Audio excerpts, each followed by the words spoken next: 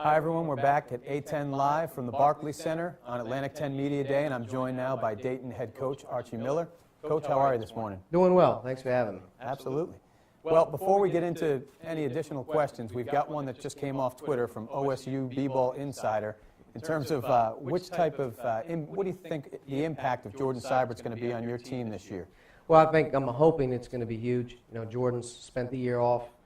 He's really changed his body. He's worked very, very hard on his game, and you know he's a dynamic player. He's very athletic. He's going to give us another guy that can really score the ball. And you know, I think early on he'll go through that natural rust of being off. But I do think from an impact standpoint, he's going to have a chance to really have a heck of a run with us because the opportunity's there, the ability's there, and from a style perspective, he really fits. Coach, you are predicted to finish 7th in the league by the coaches and select media. What does this team need to do this year to max out? Well, I think the biggest thing for us is we have a deep team, and you know we have to develop that depth. If we can develop that depth from a in years past maybe even 6, 7, 8 into that 8, 9, and 10 mold, then I feel like we're going to be a little bit more consistent on the defensive side of the ball. Okay. If we can be more consistent on the defensive side of the ball, and we have a lot of different guys coming in there playing offensively, I'm not as concerned about. I think we have a lot of parts. But our togetherness, our ability to play with that depth, and how we develop that depth, to me is going to be a chance to break through for the first time in a long time. Now, one player, speaking of depth, that's back for you this year in the front court is Matt Cavanaugh. I know last year it really changed the dynamic in terms of how you wanted to play.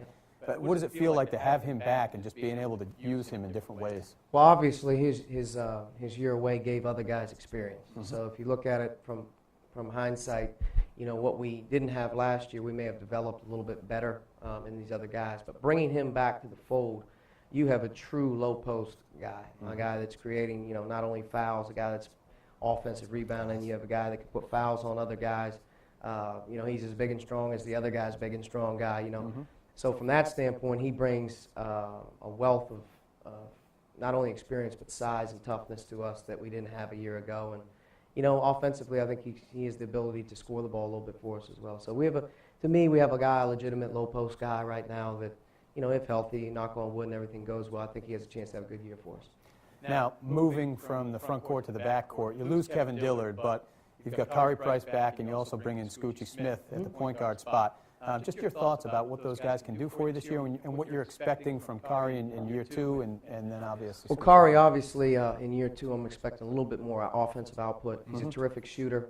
He's going to play a bigger role with that. He has to have a little bit more confidence in getting the ball up on the rim. I think last year he was a little bit more reserved, and he's that guy that was rock solid and wasn't going to get you beat. This year he's to take a little more chances, and I think from shooting ball perspective, I'm excited to see where he's at. But he's a rock-solid defender. He's a guy that's going to make the right play. And I think from him, and then you add in a freshman with the talent level of Scooch offensively, I hope that's a really good two-headed monster. Both kids very unselfish. Both kids pass first. I don't necessarily think we're going to ask a whole lot of a big scoring demand from those guys because they have so many other guys around them. So for us, they got to run that team. They got to push that ball, and they got to be high assists, low turnovers. If that's the case, I think those guys will really help us win the game. I'd be remiss if I didn't mention another sophomore who really could have been named to the all-rookie team last year, and DiSano Pierre. Just your thoughts on his game and what you expect out of him this season. Well, he's going to have obviously a little bit of a bullseye on him where maybe last year he didn't, but he's ready for it. He's about 10 pounds heavier. He's almost 225 pounds on the wing. He's a big, strong kid who can really put the ball on the floor.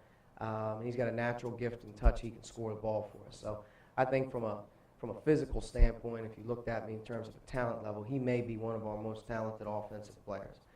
The good thing I like about him is he got through that freshman year where now he kind of knows where to go to class, how to wake up in the morning, brush his teeth. He got through all of the learning curve, and he's in a much different place right now just in terms of him understanding the game and how we do things a little better. So he's got a chance to break out.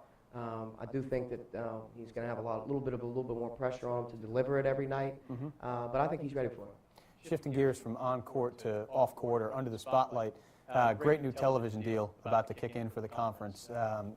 What does that mean to this league and to each one of the programs respectively? Well, exposure is everything, and I'd be hard-pressed to think of a more underrated league in terms of the coaching, the players, the styles. I mean, it's good basketball. There's a lot of good things going on, and this new television deal probably speaks to that. And the more that we're exposed, the more people are exposed to the games, the level of play, the race for the league title, to me right now is as good as any league out there. So the television, contracts, it speaks for themselves. It's marketing, but the league is really represented well.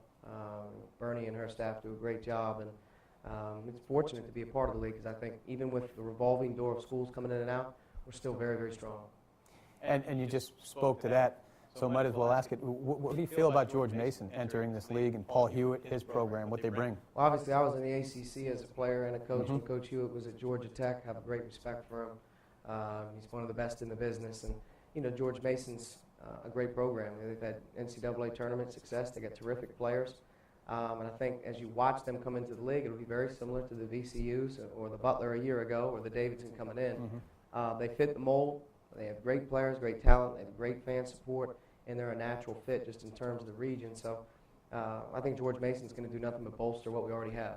Coach, thanks so much for taking a few minutes to speak with us today about your team and the league in general, and best of luck this season. Thank you very much. We'll be back after lunch with our next coach.